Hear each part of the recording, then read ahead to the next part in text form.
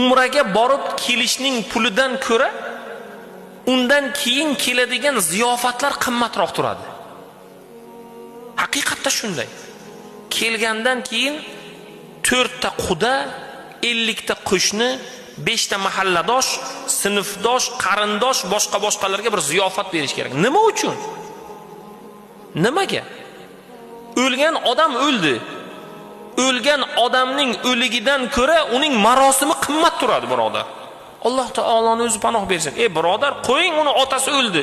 Endi yana xarajat qilib turmasin endi u. O'zi bu darddan kuyib yotyapti, bir jigari vafot etdi. Bu musibatga sabr qilsinmi, xonama-xona hammani aytib osh bersinmi endi? Taraddud qilsinmi, ziyofat bersinmi? Qayerdagi gap bu? Bugun ta'ziya marosimlaridagi rasm-rusumlar, behuda narsalar, isrofgarchiliklar. To'y marosimida ham xuddi shunday. Janozada, aqiqada, umra va hajlarda. Unday qilmaylik. Tugataylik buni.